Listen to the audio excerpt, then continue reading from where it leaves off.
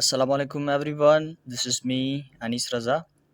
अ, असां पंहिंजे प्रीवियस जेके लेक्चर्स हुया उन्हनि में असां सेल खे डिस्कस कयो हुयोसीं. बेसिकली असां माइक्रोस्कोप डिस्कस कयोसीं, सेल जी डिस्कवरी कीअं थी उनखे असां डिस्कस कयोसीं. उन सां गॾु गॾु असां डिस्कस कयोसीं त सेल थ्यूरी कंहिं ॾिनी ऐं सेल थ्यूरी छा थी चइबे. उन सां गॾो गॾु असां डिस्कस कयोसीं त डिफरेंस छा आहे प्लांट सेल ऐं एनिमल सेल में. उन खां पोइ असां जेको बेसिक डिफरेंस हुयो प्रोकारेटिक सेल ऐं यूकारेटिक सेल में असां उनखे डिस्कस कयोसीं. हाणे जीअं त असां स्पेसिफिकली हिकु प्रिपरेशन कयूं था टेस्ट जे हवाले सां, त उन में इहे शयूं कुझु इम्पोर्टेंट शयूं आहिनि. असल में कुझु अहिड़नि ऑर्गेनल्स जे बारे में पुछो वेंदो आहे त बाबा हीअ ऑर्गेनल्स कहिड़े सेल में मौजूदु हूंदा आहिनि. ठीकु आहे, मिसाल जी ॻाल्हि क्लोरोप्लास्ट जे बारे में पुछी सघिजे थो त बाबा क्लोरोप्लास्ट इज़ प्रेज़ेंट इन. ठीकु आहे, उन में मुख़्तलिफ़ ऑप्शन्स ॾेई सघनि था, या खणी ईअं चवनि त इन which the chloroplast is not present. ठीकु आहे, त उन में डिफरेंट हू ऑप्शन ॾेई सघनि था. हाणे जेकॾहिं अलजी ॾियनि, प्लांट ॾियनि, उन सां गॾोगॾु एनिमल सेल ॾियनि त definitely we will go with the animal cell. ठीकु आहे न.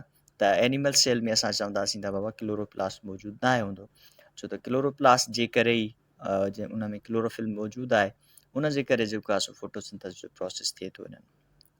बहरहाल अहिड़े तरीक़े सां काफ़ी जेके असां चेंजिंग्स आहिनि सेल वॉल, जीअं प्लांट सेल में मौजूदु आहे, बैक्टीरियल सेल में आहे, इवन अलजी फंजाई में आहे.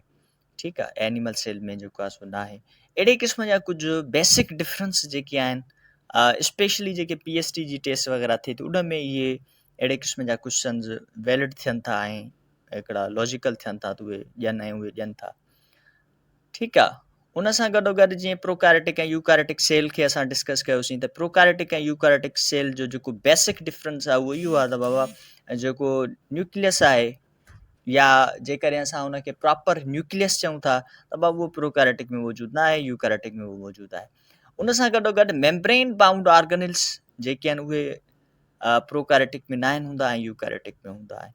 ठीकु आहे, सो जेके मेम्ब्रेन बाउंड ऑर्गेनल्स आहिनि लाइक गोल्जी बॉडीज़ आहिनि, माइटोकॉन्ड्रिया आहिनि, त उहे मेम्ब्रेन बाउंड ऑर्गेनल्स आहिनि. ठीकु आहे, उन जे बारे में पुछी सघिजे थो त बाबा माइटोकॉन्ड्रिया जेको आहे सो प्रोकारेटिक में मौजूदु आहे या न आहे. अहिड़े क़िस्म जो यानी को बि सवाल ठही सघे थो.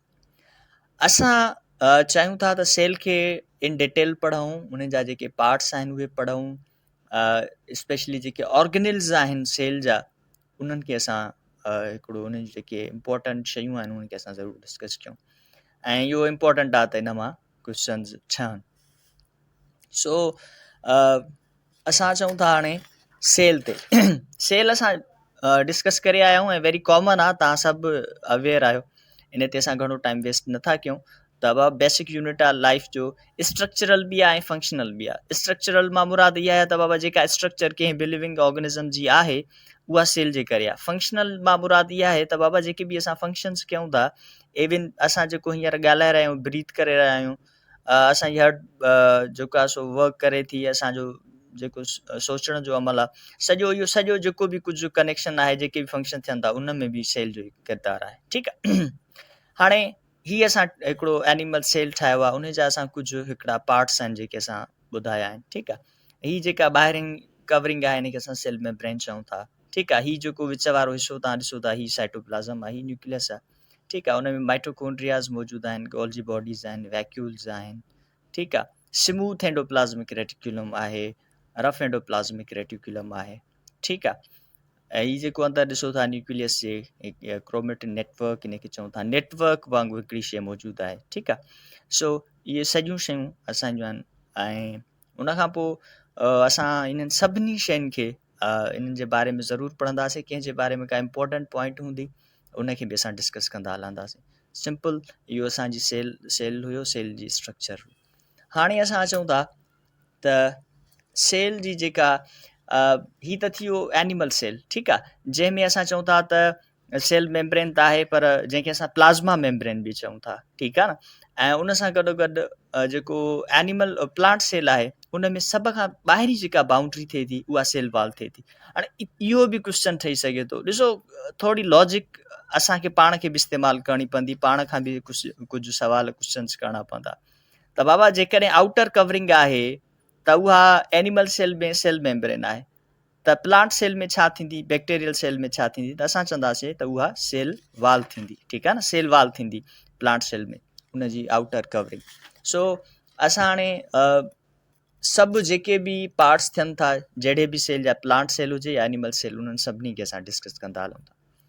हाणे सभ खां पहिरियों जेको पार्ट अचे थो उहो आहे सेल वॉल, ठीकु आहे। सेल वॉल छा आहे, बेसिकली इहा जेका आउटर कवरिंग थिए थी, जेको प्लांट सेल आहे उन जेका ॿाहिरीं कवरिंग आहे उनखे असां सेल वॉल चऊं था। हाणे ॾिसो जेका बि ॿाहिरीं कवरिंग हूंदी, ॿाहिरों जेका बि शइ हूंदी उहा प्रोटेक्शन लाइ हूंदी। कॾहिं कॾहिं अहिड़े क़िस्म जा बि सवाल थियनि था त बाबा ॿाहिरों जो आहे त इहा छा कंदी, बाबा इहा प्रोटेक्शन कंदी आहे उनखे हिकिड़ी स्ट्रेंथ ॾींदी, ठीकु आहे न। किथे किथे इहो बि रोल आहे त उहो उनखे मैकेनिकल सपोर्ट बि ॾिए थी सेल वॉल, उनखे बि असां हेठि डिस्कस कयूं था। अचूं था जेके पॉइंट्स असां डिस्कस कयूं आहिनि, असां चऊं था आउटर प्रोटेक्टिव कवरिंग आहे in some type of the cell, पर ईअं खणी चऊं त एक्सेप्ट एनिमल सेल इहा सभिनी सेल्स जी आउटर कवरिंग आहे, ठीकु आहे। उन में प्लांट, अलजी, फंजी, बैक्टीरियल सेल्स थियनि था। उन खां पोइ असां चऊं था प्लांट सेल। हाणे ही जेके क्वेश्चन्स आहिनि इहे तव्हांजा MCQ ठही सघनि था, इंपॉर्टेंट आहिनि। त बाबा जेका प्लांट सेल वाला आहे उहा छाजी ठहियल आहे, उहा ठहियल आहे सेल्यूलोज जी, ठीकु आहे। उन खां पोइ असां चऊं था बैक्टीरियल सेल वाल छाजी ठहियल आहे, उहा ठहियल आहे पेप्टाइडोग्लाइकोन जी, ठीकु आहे। अच्छा, इनखे वरी जेको बैक्टीरियल सेल वाल आहे उहो ॿिए तरीक़े सां बि तव्हां खां पुछी सघे थो, तव्हांखे चई सघे थो, उहो ईअं बि ॾेई सघे थो त बाबा जेका बैक्टीरियल सेल वाल आहे उहा ठहियल आहे अमाइनो एसिड्स जी ऐं कार्बोहाइड्रेट्स जी, ठीकु आहे। सो अहिड़े तरीक़े सां बि तव्हां खां हू चई सघे थो। उन खां पोइ असां चऊं था फंगल सेल वाल, ठीकु आहे। फंगल सेल वाल असां चऊं था चाइटिन जी ठहियल आहे, मोस्टली जेका फंगल सेल वाल आहे उहा चाइटिन जी ठहियल आहे, ठीकु आहे। त ऐं उन सां गॾोगॾु ग्लूकाइन्स बि आहिनि, प्रोटीन्स वग़ैरह बि उन में शामिल आहिनि। पर जेका बेसिक शइ आहे, आमतौर ते ईअं पुछो ईंदो आहे त बाबा chitin is present in fungal cell wall, ठीकु आहे। बैक्टीरियल सेल वाल में कोन्हे ऐं प्लांट सेल वाल में कोन्हे। अच्छा, इम्पोर्टेंट जेका सेल वाल आमतौर ते डिस्कस थिए थी उहा असां आमतौर ते डिस्कस कंदा आहियूं प्लांट सेल खे, ठीकु आहे। सो प्लांट सेल जेको आहे उन में 3 लेयर थियनि था, 3 हिकिड़ा तह थियनि था, ठीकु। उन में जेको पहिरियों तह आहे उनखे असां मिडिल लेमिला चऊं था। हाणे ॾिसो वर्ड आहे मिडिल लेमिला, मिडिल जो मतिलबु बज़ाहिर विचों आहे, ठीकु आहे न, विची लेमिला हू चए थो, हू बिल्कुलु सही आहे। पर इहा सेल वाल जी आउटर मोस्ट जेको लेयर आहे उनखे असां मिडिल लेमिला चवंदासीं। हाणे मिडिल लेमिला छा कंदो, मिसाल जी ॻाल्हि, जेकॾहिं ही भरिसां ही सेल आहे त ज़ाहिरी ॻाल्हि आहे उन सां गॾोगॾु ॿियो बि त सेल हूंदो न, ठीकु आहे, प्लांट्स में। त हाणे जेका हिन सेल जी जेका ॿाहिरीं जेका लेयर हूंदो सेल वाल जो उनखे असां मिडिल लेमिला चऊं था। हाणे हिन जी बि मिडिल लेमिला हूंदी, ठीकु आहे न। अच्छा, ही मिडिल लेमिला छा आहे, बेसिकली इहा सेपरेट करे थी हिन ॿिन्ही सेल्स खे, ठीकु आहे।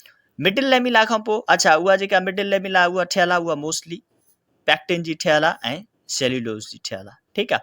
प्राइमरी सेल वाल जेका आहे, जंहिंखे असां मिडिल उनजो जेको लेयर आहे, प्राइमरी सेल वाल छा आहे, मिडिल लेयर आहे, ठीकु आहे। उहो जेको मिडिल लेयर आहे सेल वाल जो उहो सेल्यूलोज जो ठहियल आहे, टिपिकली सेल्यूलोज जो ठहियल आहे, ठीकु आहे न। ऐं जेको सेकेंडरी सेल वॉल आहे उहा असां चऊं था सेल्यूलोज जी ठहियल आहे। ऐं उहो जेको सेल्यूलोज आहे उहो हिकिड़ो मटीरियल आहे, सबस्टेंस आहे, लेग्निन, उन में ईअं खणी सम्झो त बाउंड थियल आहे, उन में लॻियल आहे, ठीकु आहे, हेल्ड थियल आहे उन में। सो सेल्यूलोज चई सघूं था त सेल्यूलोज जेको आहे उहो लेग्निन में हेल्ड थियल आहे, ठीकु आहे, उन में लॻियल आहे। अच्छा, ही चऊं था त only found in cells that provide mechanical support. Mechanical support जेके सेल्स प्रोवाइड कनि था उन में हूंदा, जीअं असां पंहिंजे पुराणनि लेक्चर्स में डिस्कस कयोसीं ज़ाइलम। हाणे ज़ाइलम छा ॾींदो आहे, मैकेनिकल सपोर्ट ॾींदो आहे। ज़ाइलम खे असां वुड बि चवंदा आहियूं, काठ चऊं था, ठीकु आहे, जेको प्लांट खे सपोर्ट ॾिए थो उनखे, ठीकु आहे न। सो इहो हुयो। ऐं उन सां गॾोगॾु जेको असां चऊं था सेल वाल आहे उन में हिकिड़ा पोर्स थियनि था जंहिंखे प्लाज़्मोडेस्मेटा चऊं था। ठीकु आहे, प्लाज़्मोडेस्मेटा चऊं था। हाणे प्लाज़्मोडेस्मेटा छा आहे? इहे हिकिड़ा पोर्स आहिनि, ठीकु आहे, जंहिंजे वसीले सेल वॉल में पोर्स आहिनि जंहिंजे वसीले जेको मटीरियल आहे उहो सेल्स जे विच में एक्सचेंज थिए थो। ठीकु आहे, सेल वॉल जेका आहे उहा परमिएबल हूंदी आहे, ठीकु आहे न, उहा कंहिं बि शइ खे परमिट करे सघे थी, उन मां का बि शइ गुज़री सघे थी। ठीकु आहे,